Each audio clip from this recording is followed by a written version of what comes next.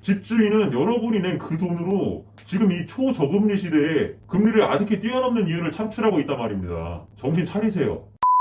여러분 안녕하세요, 임티입니다. 오늘은 전세 살면 안 되는 이유에 대해서 말해보려고 합니다. 자, 첫 번째 이유는 전세를 살게 되면 기회비용을 놓치게 된다는 겁니다. 여러분, 전세를 살면 돈이 그대로 보존되는 걸까요? 당연히 아니죠. 시중의 통화량은 계속해서 증가하기 때문에 인플레이션이 발생합니다. 내가 집을 매수하는 대신에 전세를 사는 선택을 하고 집값이 오른다면 집값 상승분은 내가 아니라 집주인이 가져가는 것이죠. 여러분이 집값의 상당 부분을 여러분 전세금으로 충당을 해주고 있는데 집값 상승분은 여러분 집주인이 다 가져간다고요. 사실상 공동 투자였는데, 일반적으로 전세를 사는 이유는 다양한 이유가 있겠지만 그 중에서도 전세 살면 냈던 돈 그대로 돌려받으니까 나는 손해가 없어 라고 생각하시는 분들도 생각보다 정말 제 주위에 많더라고요. 이건 정말 근데 저차원적인 생각이고, 사실 조금이라도 투자자의 마인드가 있다면 전세 사는 것은 집값 하락에 베팅하는 거라고 생각을 해야지 합리적인 사고방식이겠죠. 그렇다면 지금 과연 집값이 떨어질까요? 이게 지금 저번주 수도권 주간아파트 상승률 동향인데요, KB은행 기준이고, 보시면은 인천하고 평택, 오산, 안성 정도를 제외하면은 거의 대부분 주간 상승률 0.3% 이상 기록하고 있고, 광명 같은 경우에는 0.81%를 기록하고 있잖아요. 자, 여러분,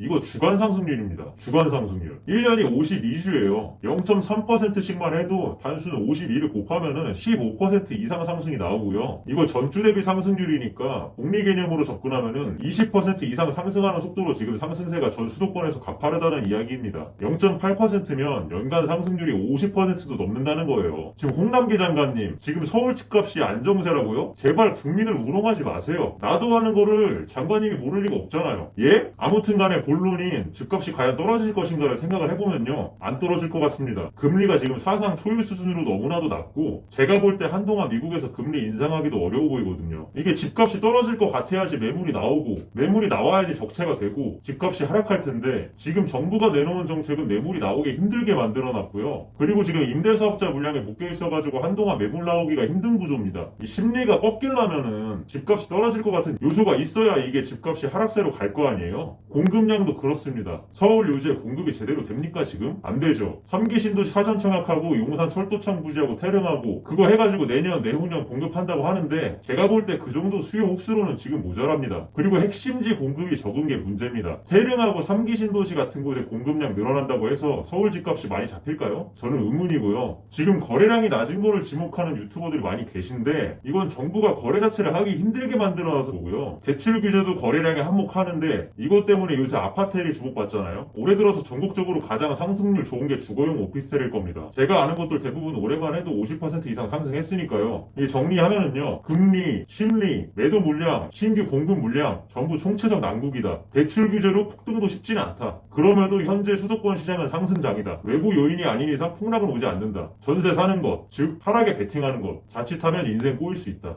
자, 두 번째 이유는 전세 사는 사람들의 유형이 대부분 투자자로서의 마인드가 부재라는 겁니다. 앞서 말씀드린 대로 하락에 베팅을 해가지고 전세 사는 사람들도 물론 있겠지만, 전세 사는 사람들 중에는 공격적인 투자를 하기가 무섭고, 나는 빚을 지기가 무섭고, 무조건 비싸면 무섭고, 싼 거 찾는 심리를 가진 사람들이 많습니다. 이런 사람들은요, 실제로 폭락이 온다고 해도 못 삽니다. 10억 하던 집 7억 되면 산다는 사람들, 7억 되면 살 것 같아요? 못 삽니다. 폭락장에 매수하기가 더 어려워요. 7억 되면 5억 될 것 같고, 5억 되면 더 떨어질 것 같으니까 못 산다니까요. 그래서 애초부터 마인드를 제대로 잡고 사셔야 된다는 거예요. 솔직히 지금도 제가 볼 때 수도권 저평가 아파트들 기회거든요. 잘 찾아보면 구축의 3억대 아파트들도 많아요. 저는 지금 추세로 볼 때 이런 아파트들도 기회라고 생각이 됩니다. 정말 더 늦으면 그런 아파트들도 사기 힘들어지겠죠. 그리고 전세 사는 사람들이 왜 투자자로서 마인드가 부재라는 거냐, 그게 왜 그러냐면, 전세 살면은 타이밍 좋게 아파트 매수하기가 힘들어요. 왜냐면 여러분 대부분 전세금이 전재산이고, 거기에 전세자금 대출 껴가지고 들어간 사람들인데 여유 현금이 없잖아요. 그러면은 좋은 매수 타이밍이 오더라도 바로 즉각적으로 대응하기 어렵습니다. 왜냐고요? 돈이 다 전세금으로 집주인한테 가 있는데 어떻게 삽니까? 전세 사는 사람들이 이런 거 생각이나 하면서 들어가서 살까요? 아니죠. 대부분 전세 계약하는 사람들은 계약하면서 이제 2년간은 집 걱정 안 해도 되겠네 이러면서 들어간단 말이에요. 이번에 전월세법 통과되면서 이제 4년간 걱정 안 해도 되겠네 이러면서 더 좋아할 수도 있는 거예요.